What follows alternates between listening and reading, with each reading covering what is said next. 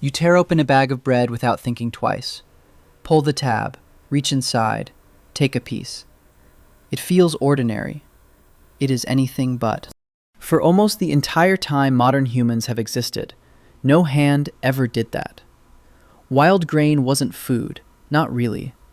It was a scatter of hard little seeds clinging to windblown grass, barely worth the trouble of collecting. And yet today, that same plant covers more farmland than any other crop on the planet. It supplies close to a fifth of all the calories the human species eats. Something happened between then and now.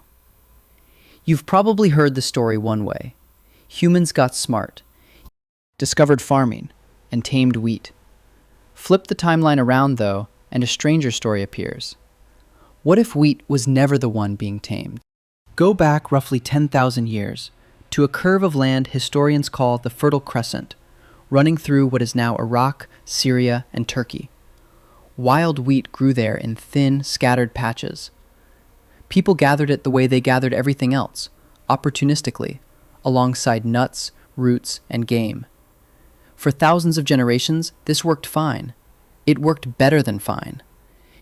In the 1960s, the anthropologist Richard Lee lived among the Jew/Hawansi people of the Kalahari Desert, one of the last foraging societies left on Earth.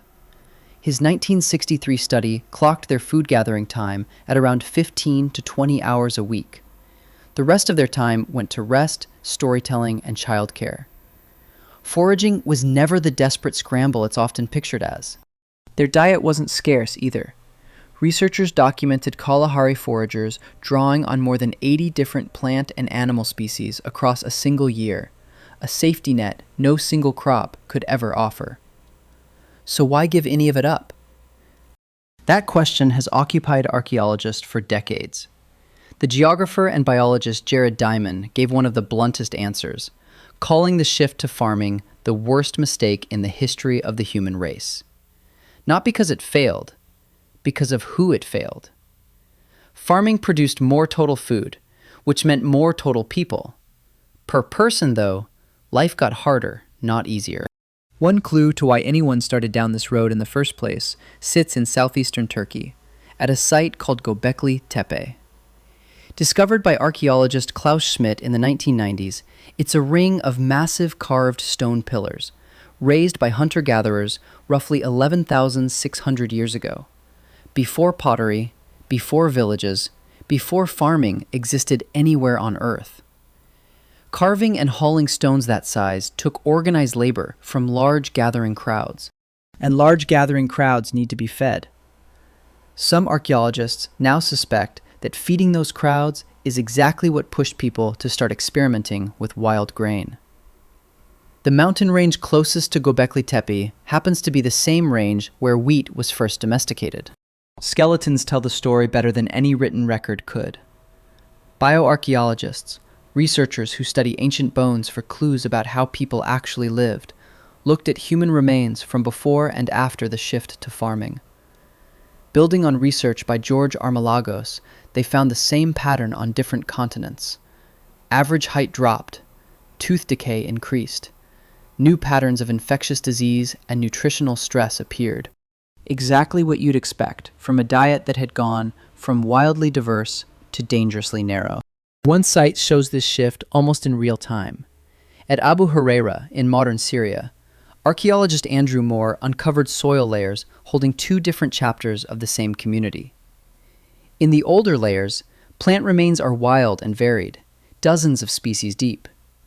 In the layers above, dated to roughly 13,000 years ago, rye and wheat suddenly dominate. The skeletons buried there start to change too. Bioarchaeologist Thea Mollison found toe bones worn from habitual kneeling and spines strained from repetitive bending. The body of a species that had started spending its days hunched over rows of grain. But what did wheat get out of this bargain? Wild wheat has a feature that makes sense for a wild plant. When its seeds ripen, the seed head shatters, scattering grain into the wind so it can spread on its own. Terrible news for a human trying to harvest it. Half the crop is gone before you can gather it. Every so often, though, a mutant plant appeared that didn't shatter. Its seeds stayed put, waiting to be cut and carried away. Humans kept choosing that mutant, season after season, simply because it was easier to harvest. Without knowing anything about genetics, they were quietly breeding a plant that had lost the ability to spread on its own. A 1997 genetic study by botanist Manfred Hune traced every strand of domesticated wheat alive today back to one wild ancestor, still growing in the Karakada Mountains of southeastern Turkey.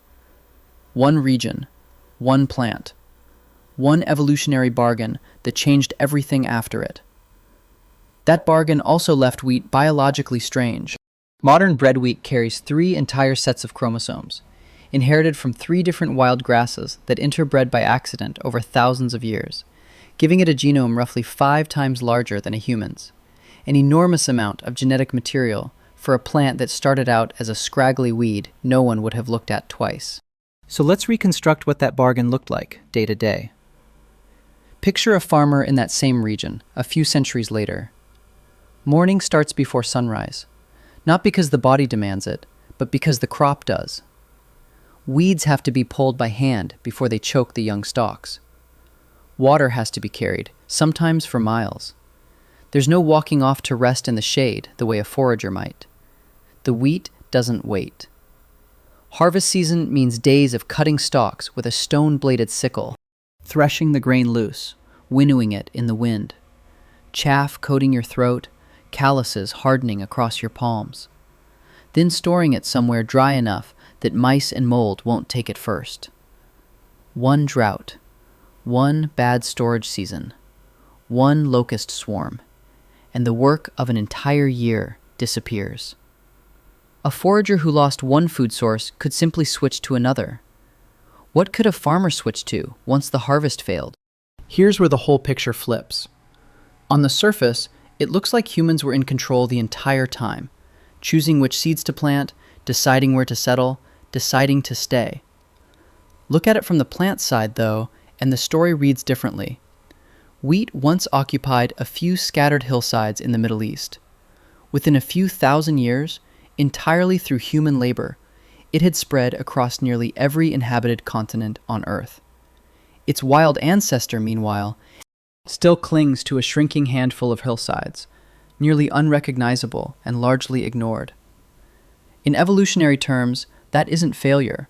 That's one of the great success stories in the history of life.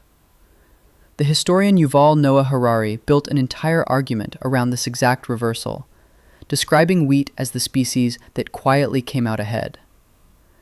Biologists have a word for what happens when one species reshapes another to serve its needs, while getting reshaped in return. Usually, that word describes what humans did to wolves, or goats, or cattle. Wheat flips the direction of that word entirely. It didn't just get domesticated. In a very real sense, it domesticated back. And once a population commits to a crop like that, there's no clean way out. More stored grain meant more surviving children. More children meant more mouths that now depended on more grain. More grain meant more land to clear, more hours to work, more storage to guard. Sometimes with weapons, since stored food was now something worth stealing and worth defending. Property appeared. Hierarchy appeared, since someone had to control the granary.